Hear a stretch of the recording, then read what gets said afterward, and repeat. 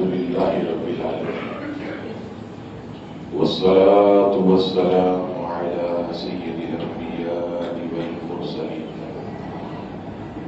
أما بعد فأعوذ بالله من الشيطان الرجيم بسم الله الرحمن الرحيم. تفسیر قرآن کے حوالے سے سورہ مائدہ سے ہمارے درس کا سلسلہ جاری ہے. مزید اس کو آگے بڑھاتے ہیں. ارشاد باری تعالیٰ ہوا وَإِذَا نَادَيْتُمْ إِلَى الصَّلَاةِ اتَّخَذُوهَا هُزُوًا وَلَعِبًا ذَلِكَ بِأَنَّهُمْ قَوْمٌ لَا يَعْقِلُونَ. ترجمہ: اور جب تم نماز کے لیے آذان دیتے ہو تو یہ اس کو ہنسی مذاق اور کھیل بنا لیتے ہیں. یہ اس لیے ہے کہ وہ بالکل بے عقل لوگ ہیں. امام خازن اس آیت کے تحت فرماتے ہیں کہ اس آیت کے بارے میں کلبی کا قول ہے کہ جب نبی پاک علیہ السلام کا مؤذن نماز کے لیے اذان کہتا تو مسلمان اٹھتے تو یہودی ہنستے اور تمسخر کرتے. اس پر یہ آیت نازل ہوئی. مفسر صدی نے بیان کیا کہ مدینہ طیبہ میں جب مؤذن اذان میں اشہد ان لا الہ الا اللہ اور اشہد ان محمد رسول اللہ کہتا تو ایک نصرانی یہ کہا کرتا کہ جھوٹا جل جائے، جھوٹا جل جائے. ایک رات اس کا خادم آگ لایا. وہ اس کے گھر میں لوگ سو رہے تھے. آگ سے ایک شرارہ اٹھا اور وہ نصرانی اور اس کے گھر کے لوگ اور پورا گھر جو ہے اس کا جل گیا. مفسرین فرماتے ہیں کہ اس آیت سے 3 مسائل جو ہے وہ ہمیں معلوم ہوئے. پہلا مسئلہ، نماز بندگانہ کے لیے آذان ہونی چاہیے. اذان کا ثبوت اس آیت سے ہمیں ملتا ہے. دوسرا مسئلہ یہ پتہ چلا کہ دین کی کسی چیز کا مذاق اڑانا یہ کفر ہے. جیسا کہ اللہ تعالیٰ نے اذان کا مذاق اڑانے والوں کو کافر قرار دیا، ایسے ہی عالم دین مسجد، خانہ کعبہ، نماز، روزہ، حج، زکات، دیگر چیزوں کا مذاق اڑانا بھی کفر ہے. تیسرا مسئلہ فرمایا دینی چیزوں کا مذاق اڑانے والے احمق اور بے عقل ہیں جو ایسے جاہلانہ حرکات کرتے رہتے ہیں. اب آئیے عزیزان گرامی، اس آیت میں جو دینی چیزوں کا مذاق اڑانے والوں کا کتنا شدید رد فرمایا رب کریم نے. لیکن افسوس جو کام کل یہود و نصارہ اور منافقین کرتے تھے آج وہ کام اپنے آپ کو مسلمان کہلوانے والے کرتے ہیں. آپ دیکھیے نماز جیسی عبادت کو لے لیجیے. جب ہم نماز کے لیے آتے ہیں فجر میں خاص طور پر آپ نے دیکھا ہوگا رات کی پرانی شلوار ہوتی ہے اور اوپر شرٹ پہن کر لوگ آ جاتے ہیں. رات کا پرانا بالکل گھٹیا لباس پہن کر نماز میں آ جاتے ہیں. ہم کسی سے پوچھتے کہ بھئی یہ کیا ہے تو کہتے مولانا صاحب نماز ہی تو پڑھنی ہے. منہ جو ہے وہ ٹیڑھا کر کے کہتے بھئی نماز ہی تو پڑھنی ہے. کیا مطلب کہ نماز جیسی عظیم و شان عبادت کو اس نے حقیر جانا. ورنہ اگر دل میں وقار ہوتا کبھی ایسا نہ کرتا. اب سے پوچھئے کہ کبھی تجھے کوئی گورنر بلائے تو اس حلیے میں جائے گا، کبھی تو اپنے دفتر جائے گا تو اس حلیے میں جائے گا، چوکیدار جوتے جوتے مار کے تجھے بھگائے گا کہ ایسی حالت میں جو ہے وہ دفتر آیا جاتا ہے اور تو احکم الحاکمین کی بارگاہ میں آیا ہے، تو بادشاہوں کے بادشاہ کی بارگاہ میں آیا ہے، اس حلیے میں آیا ہے۔ مفتیان کرام فرماتے ہیں کہ اگر اس نے نماز کو حقیر جان کر یہ کہا کہ بھئی نماز ہی تو پڑھنی ہے اور کیا کرنا ہے، فرمایا ایسا شخص نماز کو اس نے حقیر جانا، اسی وقت دارہ اسلام سے خارج ہو جائے گا۔ ایسی عظیم الشان عبادت کو اس نے اہمیت نہیں دی۔ آپ پڑھیے امام اعظم ابو حنیفہ رحمت اللہ علیہ، حضرت عمر بن عبد العزیز رضی اللہ تعالیٰ، اللہ اکبر، ان کے پاس شاندار جوڑے رکھے ہوتے تھے۔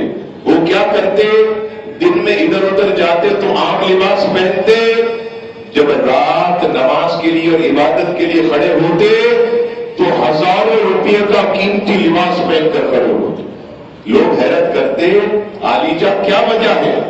عام زندگی میں تو عام لباس پہنتے، عبادت کے لیے آتے، ایسا ہزاروں روپے کا شاندار لباس، شاندار امامہ، شاندار شیروانی لباس یہ پہن کر آتے ہیں تو کہتے ہیں ارے کوئی ہم معمولی بارگاہ میں تھوڑی آئے ہیں، ہم تو اپنے رب کی بارگاہ میں آئے۔ تو جیسی اس کی شان والی بارگاہ ہے تو ہم بھی اسی طرح اپنی حیثیت کے مطابق لباس پہن کر آتے ہیں۔ تو عزیزان گرامی، میں اکثر لوگوں سے یہ کہتا ہوں جو محنت مزدوری کرتے ہیں، کارخانوں میں کام کرتے ہیں، خدا را ایک صاف ستھرا بہترین قسم کا جوڑا یہ نماز کے لیے الگ رکھتے ہیں۔ کام کے لیے الگ ہو، آپ پہلے سارا دن کام کریں، لیکن جب نماز کا وقت آئے آپ اپنے کارخانے دکان میں سے وہ شاندار جوڑا نکالیں اور پہن کر نماز کے لیے آئیں۔ ورنہ آپ دیکھیے کہ آپ سب اس بات کو جانتے ہیں، نماز پڑھنے آتے ہیں کیسی پسینے کی بو آ رہی ہوتی، لیکن آپ کچھ نہیں کہہ سکتے، لڑائی جھگڑا ہو جائے گا۔ ایسے میلے کچیلے کپڑے پہن کر نماز میں آتے ہیں۔ عزیزان گرامی، یہ نماز کو جو ہے اگر کسی نے حقیر جان کر ایسا کام کیا اسی وقت دائرہ اسلام سے خارج ہو جائے گا۔ اسی طرح روزہ، بہت سے لوگ اتنی لمبی زبان ہوتی ہے، بھائی ماہ رمضان میں روزہ رکھو، کہتے ارے یہ تو بھوکے لوگوں کا کام ہے روزہ رکھنا، ہمیں تو جو ہے اتنا رزق ملا ہوا ہے، ہمیں روزہ رکھنے کی کوئی ضرورت نہیں، یہ تو بھوکے لوگوں کا کام ہے۔ مفتیان کرام فرماتے اگر کسی نے یہ کہا کہ روزہ رکھنا بھوکے لوگوں کا کام ہے، وہ بھی اسی وقت جو ہے دائرہ اسلام سے خارج ہو جائے گا۔ اس نے اللہ تبارک و تعالیٰ کے عطا کردہ فرض کا جو ہے عزیزان گرامی انکار کیا۔ اسی طرح عزیزان گرامی، لوگ اللہ تعالیٰ کی بنائی ہوئی جنت کا مذاق اڑاتے ہیں، دوزخ کا مذاق اڑاتے ہیں، اور اکثر یہ کہہ دیتے ہیں ارے ہم تو دوزخ میں جائیں گے۔ کیوں؟ معاذ اللہ کہتے ہیں بھائی فلاں ایکٹر وہاں ہوگی، فلاں فلم کی ایکٹر وہاں ہوگی۔ عزیزان گرامی، اس شخص نے اللہ کے عذاب کو ہلکا جانا، تبھی وہ کہہ رہا ہے دھڑلے سے کہ میں ٹھیک ہے دوزخ میں جاؤں گا۔ مفتیان کرام فرماتے ہیں اس نے اللہ کے عذاب کو ہلکا جانا، اسی وقت دائرہ اسلام سے خارج ہو جائے گا۔ اللہ کے عذاب کو کبھی بھی ہلکا نہیں جاننا چاہیے، کبھی یہ نہیں کہنا چاہیے ارے میں دوزخ میں جاؤں گا، جا تو دفع ہو جا، اپنا کام کر، مجھے جہنم میں جانے دے۔ عزیزان گرامی، ایسے کلمات ہمیں نہیں کہنے چاہیے۔ اب آئیے، فرمایا کہ جو نبی پاک علیہ السلام کی سنتوں کا مذاق اڑائے، آپ دیکھیے موجودہ دور میں عزیزان گرامی داڑھی کا لوگ کیسے مذاق اڑاتے ہیں۔ اگر کوئی داڑھی والا کوئی ایسی بات کرتے جو ہمیں ناگوار گزرے تو کیا کہتے ہیں؟ کہتے ہیں وہ داڑھا، معاذ اللہ بگاڑ کے کہتے ہیں وہ داڑھا۔ اگر کسی کی داڑھی گنی ہو تو کہتے ہیں وہ بڑا داڑھا جو نہیں ہے، معاذ اللہ وہ ایسا کہہ رہا تھا۔ یعنی کیا مطلب؟ آپ نے حضور علیہ السلام کی سنت کا مذاق اڑایا۔ اور امام راضی تفسیر کبیر میں فرماتے ہیں کہ اگر کوئی شخص نبی پاک علیہ السلام کی کسی ایک سنت کا بھی مذاق اڑائے گا وہ دائرہ اسلام سے خارج ہو جائے گا۔ اور حضور علیہ السلام سے نسبت رکھنے والی ایک مرتبہ حضرت امام ابو یوسف رضی اللہ تعالیٰ اپنے شاگردوں کو درس حدیث دے رہے تھے، اس میں یہ حدیث پاک آئی کہ نبی پاک علیہ السلام کو کدو اتنا پسند تھا کہ کبھی دعوت میں جاتے تو کٹورے میں انگلی سے کدو تلاش کر کے نوش فرماتے۔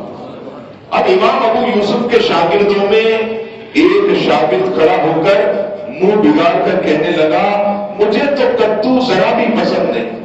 حالانکہ ایسا ہوتا ہے کہ بعض چیزیں بعض لوگوں کو پسند نہیں ہوتی، کسی کو کریلا پسند نہیں ہوتا، کسی کو کدو پسند نہیں ہوتا، کسی کو بیگن پسند نہیں ہوتا، آدمی کی عادت ہے، کوئی اس پر پابندی نہیں۔ امام ابو یوسف نے تلوار نکالا، میان میں سے تلوار نکال کر اس کی گردن پر رکھ کے کہا توبہ کر ورنہ تیری گردن اڑا دوں گا، تو نے اس چیز کو ناپسند کیا جسے اللہ کے محبوب پسند کیا کرتے، یعنی تو نے اس چیز کو ناپسند کیا اللہ کے محبوب جسے پسند کیا کرتے۔ تو ہمارے صوفیہ عزیزان گرامی ایسی ہمیں تعلیم دیتے ہیں، اور بعض دفعہ امامے کا بھی مذاق اڑایا جاتا ہے۔ اس طرح اڑایا جاتا ہے، ایک مرتبہ میں اپنے استاد جی کے پاس بیٹھا تھا، ایک شخص آیا، اس نے کسی سب امامے والے کو طوطا کہہ کر پکارا۔ ارے وہ طوطے نہیں، وہ طوطے۔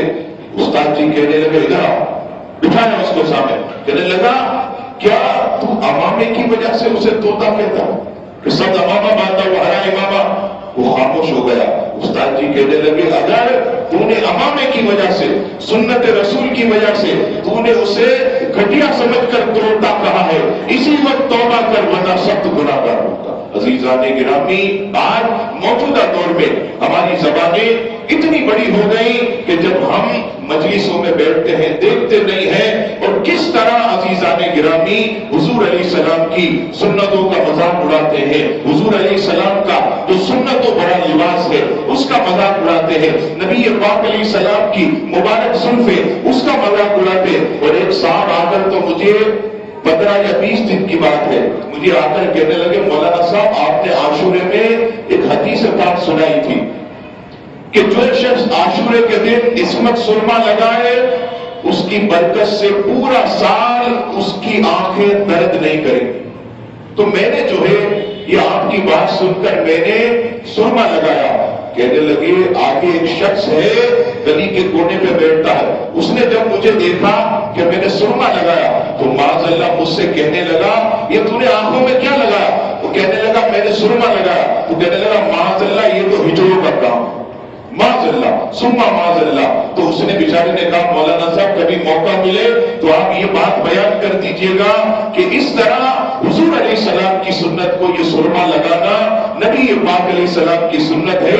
حضرت عائشہ صدیقہ رضی اللہ تعالیٰ عنہ فرماتی ہیں کہ حضور علیہ السلام عصمت پتھر جو مدینہ پاک کا مشہور ہے، فرمایا اس کا جو ہے وہ اس پتھر کا سرما لگایا کرتے تھے۔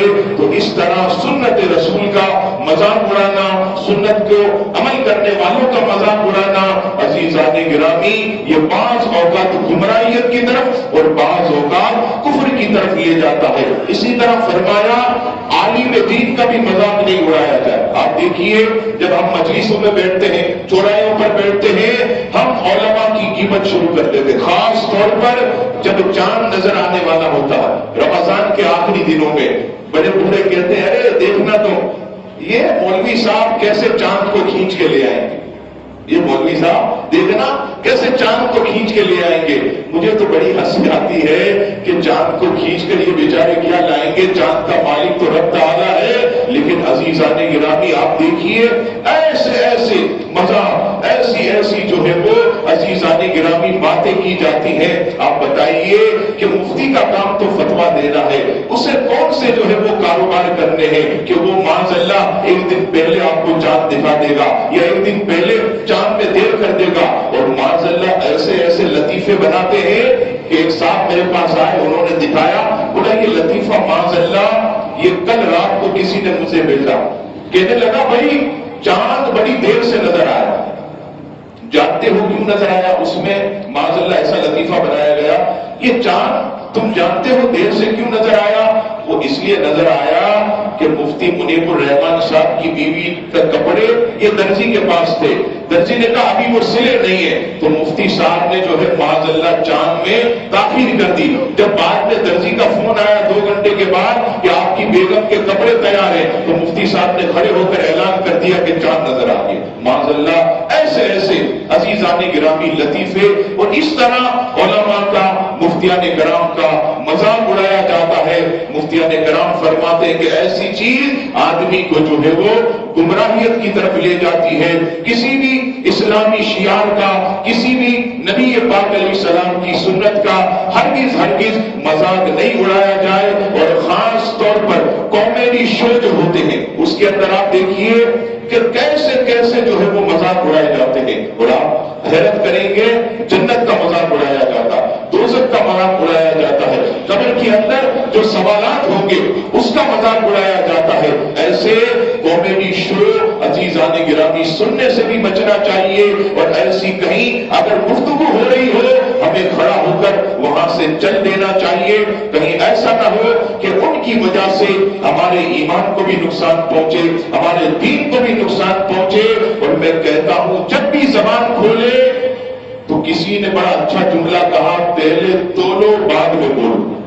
پہلے سوچیں کہ میں جو بات کہہ رہا ہوں کہیں شریعت کے خلاف تو نہیں، کہیں کفر میں جانے کا اندیشہ تو نہیں، کہیں گمراہیت میں پڑنے کا اندیشہ تو نہیں۔ تو ان چیزوں سے ہمیں بچنا چاہیے۔ جب بھی زبان سے کوئی بات نکالے پہلے سوچے سمجھے پھر گفتگو کرے، کوئی ایسی بات نہیں ہے، خاموش رہے۔ اور عزیزان گرامی اسی سے متصل آج 25 دسمبر، اور 25 دسمبر کو عیسائی اپنا مذہبی تہوار مناتے جس کا نام انہوں نے کرسمس رکھا، اور میں نے اصل میں بھی کل عرض کیا کہ کرسمس کا معنی آپ کسی سے بھی پوچھ لیں، معنی ہے خدا نے بیٹا چنا۔ واٹس ایپ پر، موبائل پر SMS اگر کسی نے یہ کہہ دیا کرسمس مبارک ہو، معنی کیا بنے گا؟ خدا نے بیٹا جنا، آپ کو مبارک، معاذ اللہ۔ اگر ہیپی کرسمس کہا، معنی کیا بنے گا؟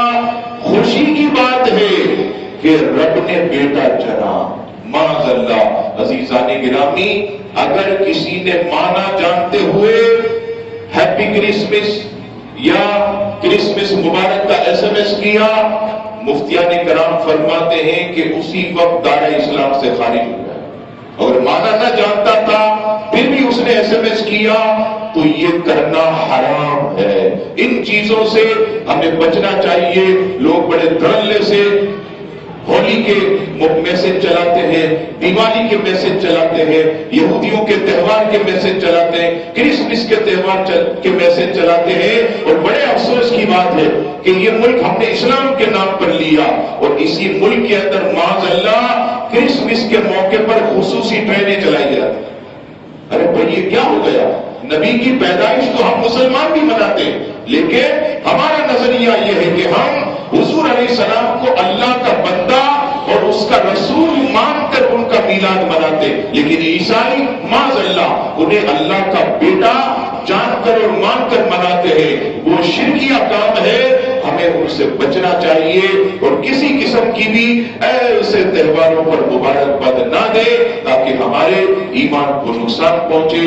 اللہ تبارک و تعالی ہم سب کو شریعت مطہرہ کی پابندی نصیب فرمائے، اور رب کریم ہماری زبان سے ایسا کلمہ نکلے ہمیشہ کہ جس سے تو اور تیرا محبوب راضی ہو جائے، اور ہر اس کلمے سے ہمیں بچا جس میں تیرے اور تیرے محبوب علیہ السلام کی ناراضی ہو۔ وما علینا الا البلاغ المبین۔